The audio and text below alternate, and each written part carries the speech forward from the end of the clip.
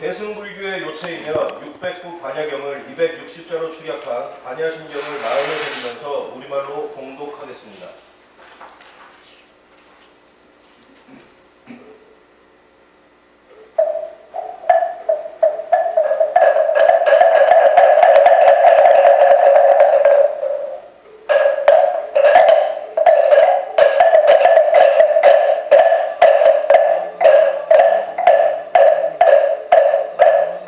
소리 치고.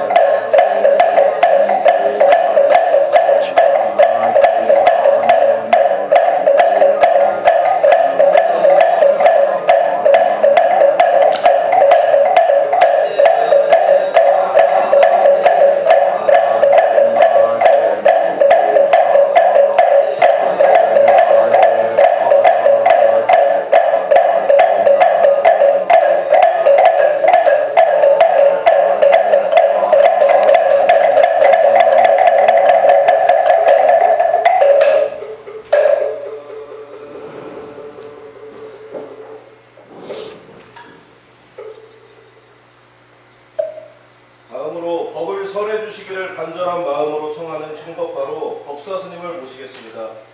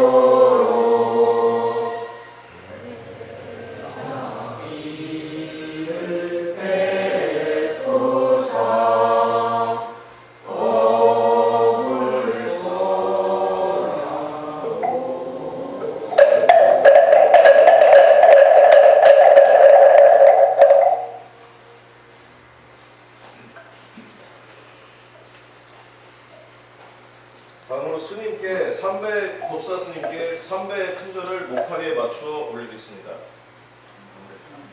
예, 법사 스님께 반배의 큰절을 목타리에 맞추어 올리겠습니다.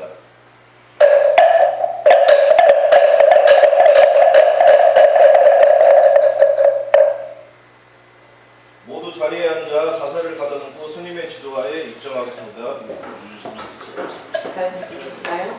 오, 마이크 소리 좋네요. 바로 한 번 없죠, 이렇게? 제가 너무 늦게 마치니까 목탁 수업을 앞에 다녔나 봐요. 반성해야 되겠네. 목탁 진짜 제가 행자 때보다 훨씬 더 잘 치시는 것 같아요. 목청 못 쳐가지고 매일 그 개울가에 가면서 이제 안 들리는 데서 연습해야 되니까 개울 소리 막 크게 들리면 목탁 소리 좀 적게 들리잖아요. 교량에서 멀리 떨어진 데 가서 목탁 연습하고 그랬었는데 날씨가 참 신기한 것 같아요. 해가 있으면 너무 더운데 해만 딱 지면 바람이 좀 서늘한 게 막 뜨거운 게 없는 것 같아요. 햇빛의 위력이 대단하다. 아마 우리가 몰라도 부처님 계시고 안 계시고 엄청 많이 차이 날 것 같아요. 그 기사 들으셨는지 모르겠는데요. 저는 그 직접 듣거나 뭐 기사를 읽은 건 아니고 누구한테 전해 들었는데 그 어느 지역의 한 분이 아파트 복도 있는 거기서 이렇게 투신 자살을 하셨대요. 그 떨어져 지는데 그 앞에 현관에서 70대 노인이 밖으로 이렇게 나오다가 그 떨어지는 거랑 그 분이랑 나온 거랑 딱 맞아져서 두 분 다 돌아가셨대요.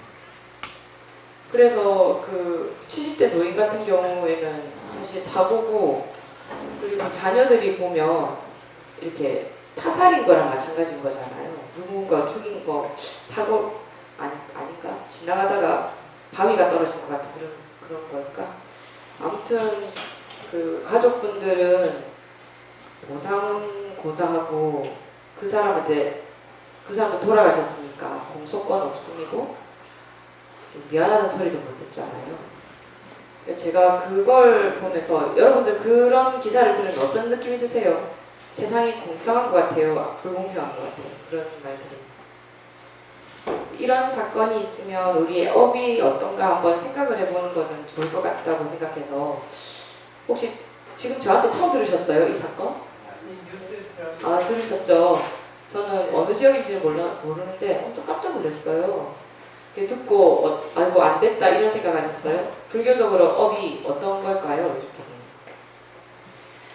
이거는 조금 이따가 한번 생각해보고 전에 왜 어린애 여자아이 한 명이 그 고아인데 양부모한테 입양돼서 됐는데 학대로 죽은 사건이 있었잖아요. 네. 되게 유명한 사건인데 그 사건이 있었을 때 그 승가고시라고 시험 문제에 어떤 문제가 나왔었냐면 그 아이의 일에 대해서 불교적으로 설명을 한번 해보라는 거예요. 그럼 우리 어때요? 그 아이는 아무 죄도 없는 것 같은데 부모가 자기를 버린 것도 모자라서 양부모한테까지 학대를 받아서 진짜 꽃다운 아이도 아니고 뭐 펴보지도 못하고 죽은 거잖아요. 그럼 그 업을 어떻게 생각해야 될까? 오늘 이제 목건년 이야기도 하고 할 건데 일단 목건년 제가 여러분께 지금 계속 질문을 많이 던졌죠. 머리 복잡한가요? 아니면 딱 아이 그 정도야 뭐 스님 안 물어봐도 다 아니까 세상은 공평해 다 세상이 지따라가는 거야 이런 생각이 드세요? 뭔지 모르게 불공평한 것 같기도 한데 이걸 어떻게 불교적으로는 설명해야 될까? 좀 불교를 지금까지 얼마 안 됐어도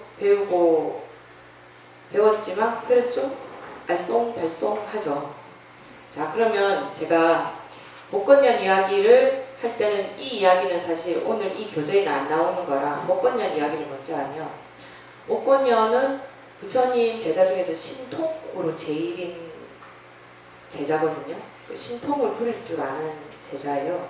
근데 외도 그 당시에 이제 자인화교도였다고 하는데 자인화교도가 목건년 존자를 목련 존자를 때려서 죽이는데 이렇게 표현을 보면 뭐 머리가 뭐 이렇게 두 쪽으로 아니다 머리가 깨지고 골수가 튀어나왔다 뭐 이런 표현이 있을 정도예요. 그러니까 다들 뭐라고 생각을 하겠어요? 아니 부처님 제자고 벌써 아라한이 됐고 그리고 그 신통력이 뛰어나서 뭐 이렇게 옛날에 부처님 나라가 망할 때는 부처님께 이런 말도 하거든요. 바루 속에다가 마가다국을 까필라국을 이렇게 딱 넣었다가 이제 그 적군들이 지나가면 이렇게 다시 내놓을까요? 이렇게 말할 정도로 신통이 있단 말이에요. 근데 남한테 외도들한테 맞아 죽은 거예요. 그것도 그냥 한 1대1로 치고받고 한 게 아니고 이렇게 여러 명이서 한꺼번에 이렇게 폭행을 가한 거였거든요. 그 이유가 뭘까? 오늘 3가지 질문이에요. 다 업보에 대해서 어떻게 생각하는가?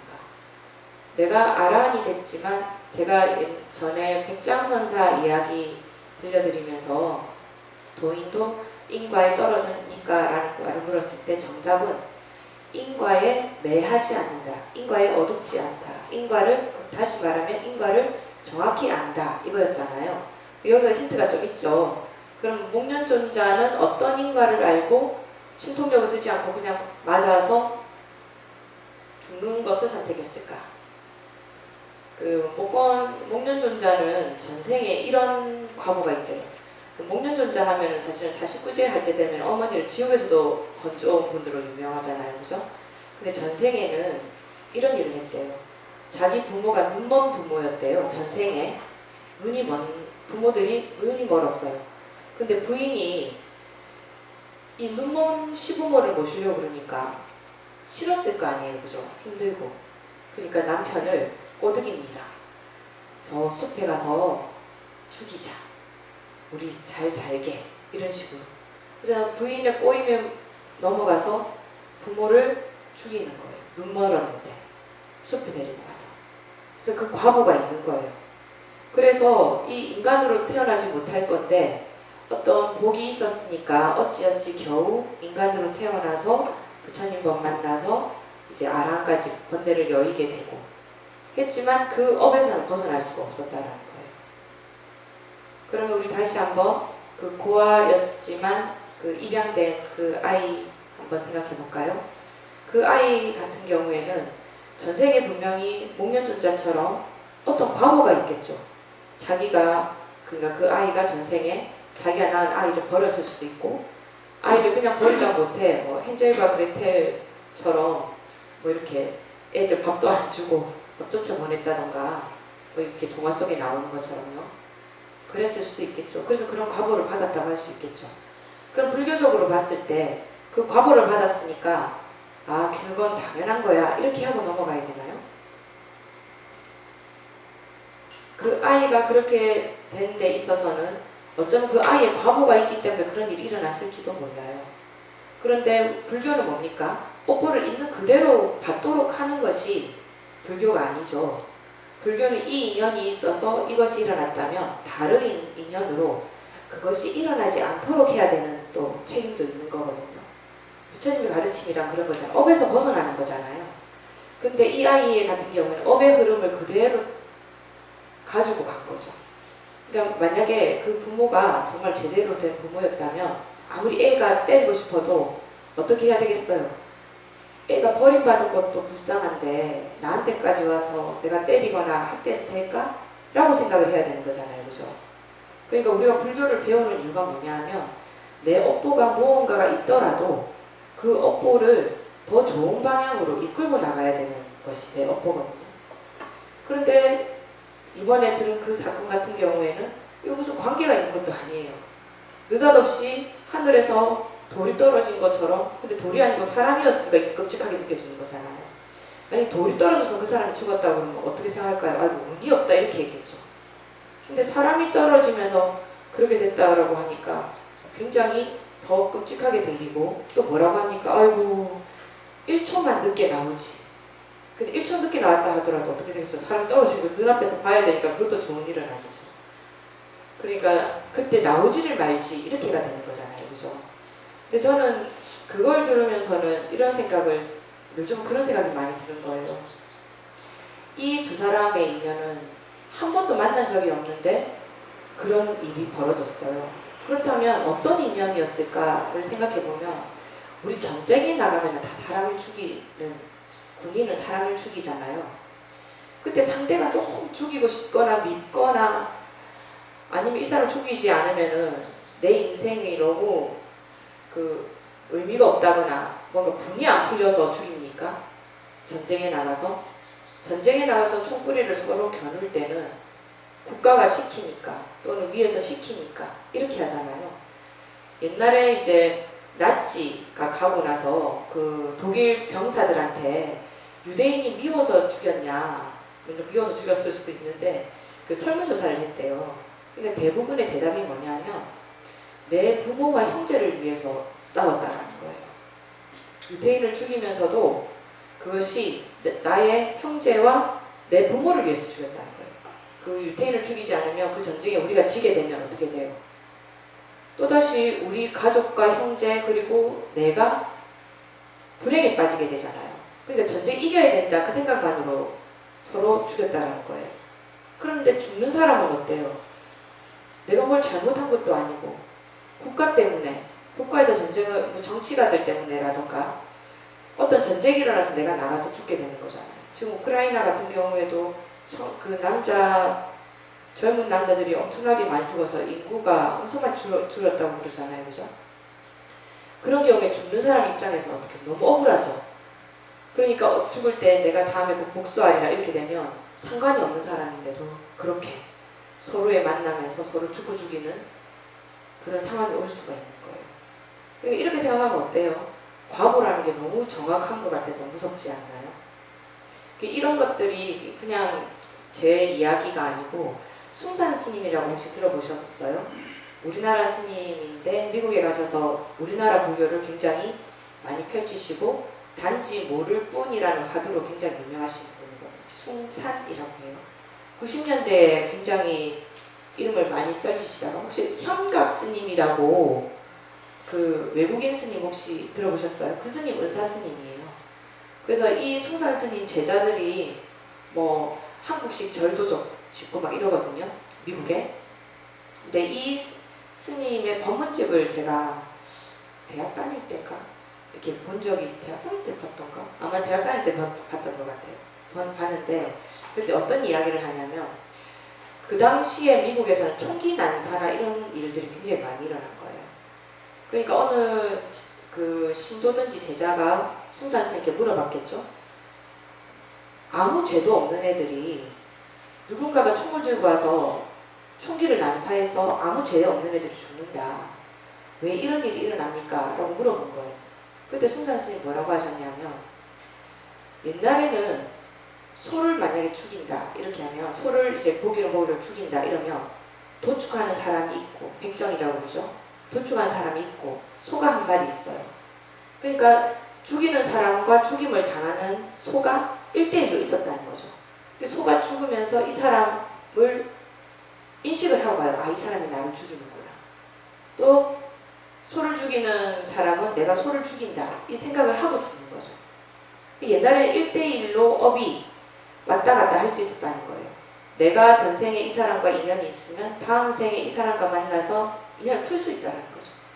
근데 현대에는 소를 어떻게 죽이냐면 소가 이렇게 컨베이어를 이렇게 쭉 타고 가면 이렇게 총인지 뭐 주사인지를 팍 쏴서 목을 이렇게 탁 이렇게 해서 단번에 팍 죽인대요.